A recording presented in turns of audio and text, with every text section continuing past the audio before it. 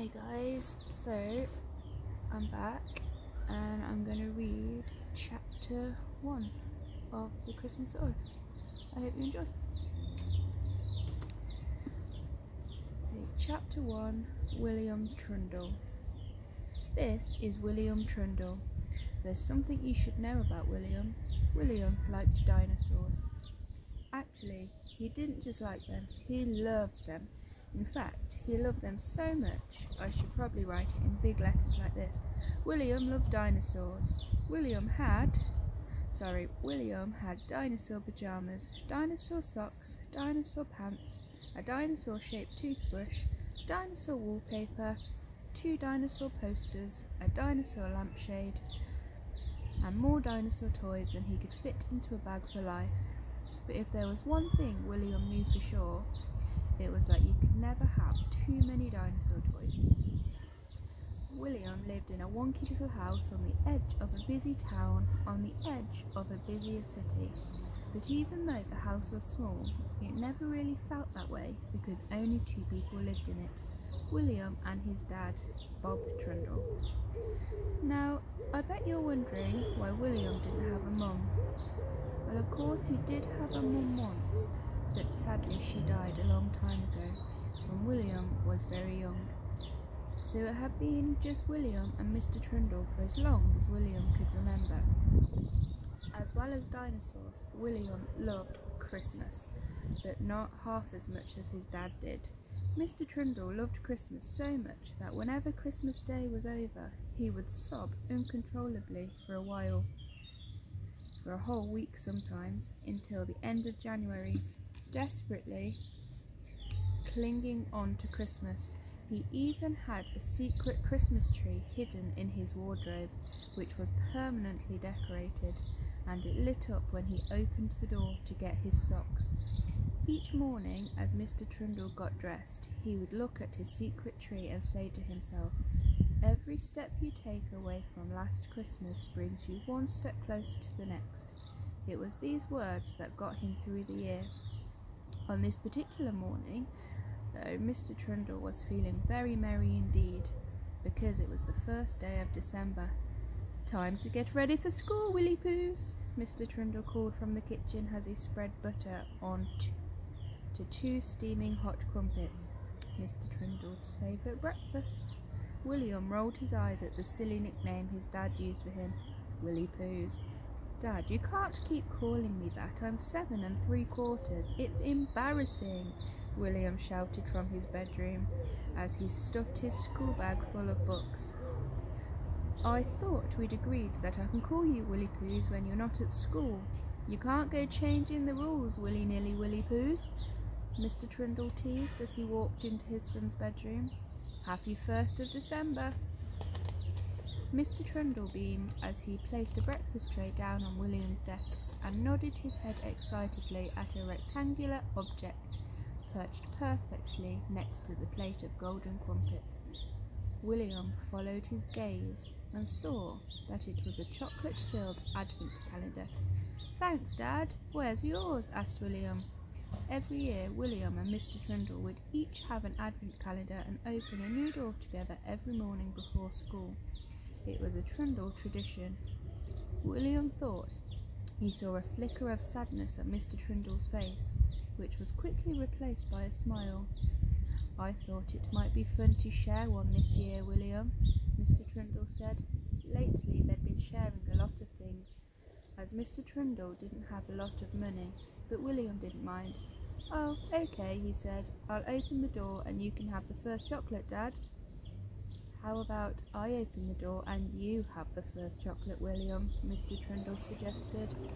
"Thanks, Dad," William said, grinning. He'd secretly hoped his dad would say that. "Say cheese," said Mr. Trundle as he quickly snapped a photo of the 2 of them. "Ah, that'll make a lovely Christmas card this year," he said, admiring the photograph. It was another Trundle tradition to take a photograph on the 1st of December for the Christmas cards they would send to a long list of their distant relatives. Auntie Kim on the Isle of Wight, Great Nana Joan, who looked like a witch, cousins Lily and Joe, Auntie Julie, second cousin Sam, Uncle H. Trundle, great-grandpa Ken. It was a long list, half of whom William had never met.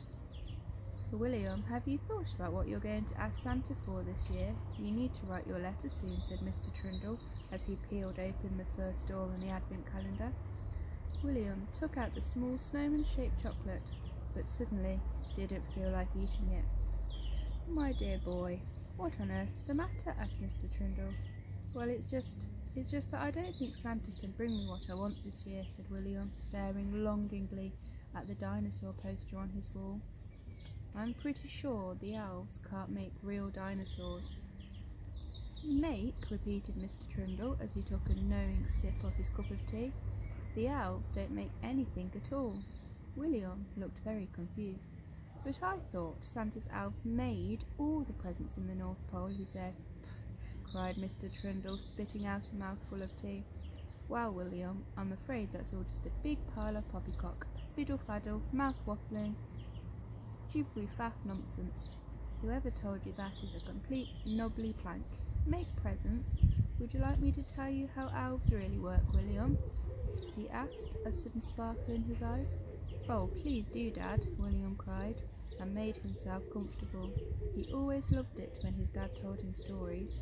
He was very good at them, and he was particularly good at Christmas stories, for as you already know, Mr. Trundle loved everything about Christmas. He knew all there was to know about Santa, the elves, and the North Pole.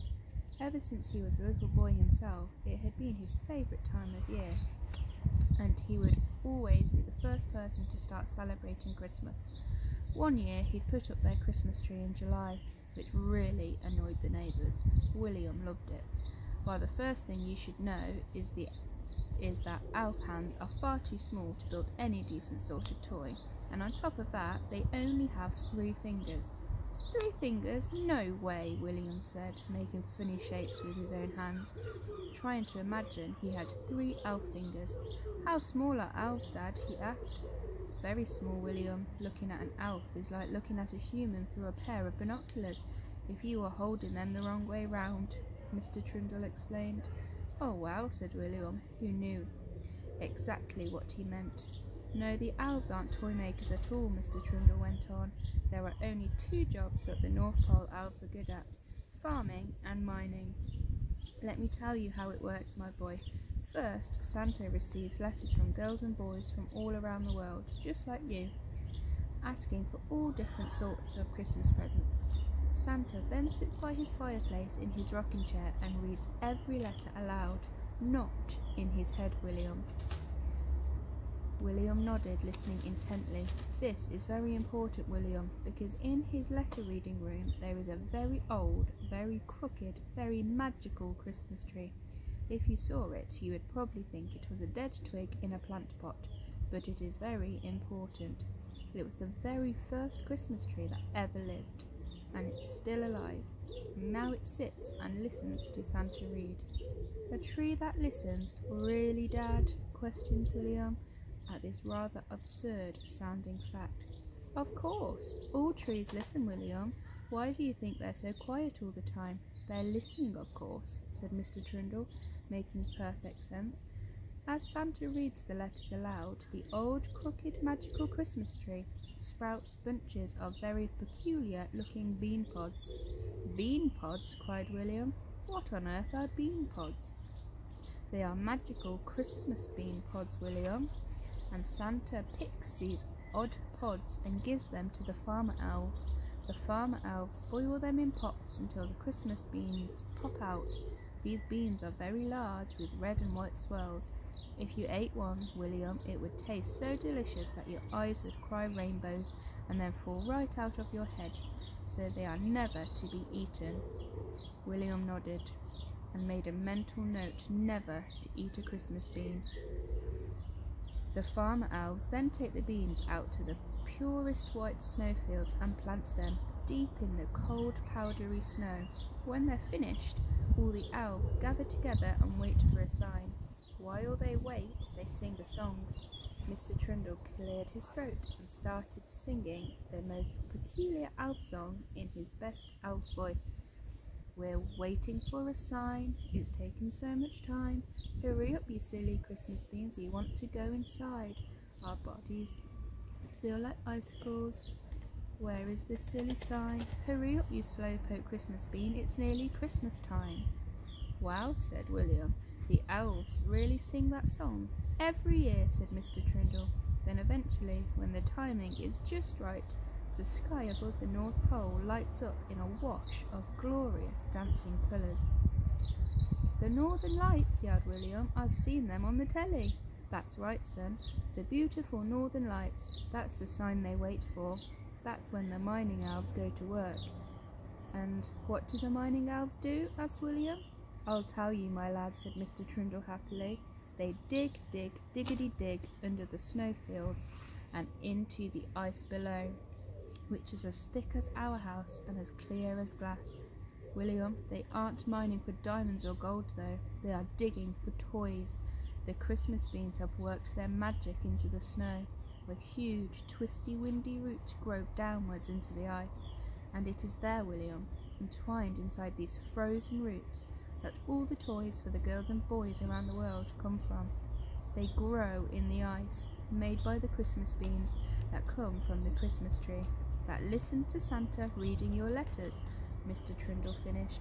Wow, said William. Wow indeed, William. So now you know how elves work, said Mr. Trundle. And now you know how elves work too. And it's true, because it's in a book. Okay, so there's chapter 1. I will get back to you for another video for chapter 2.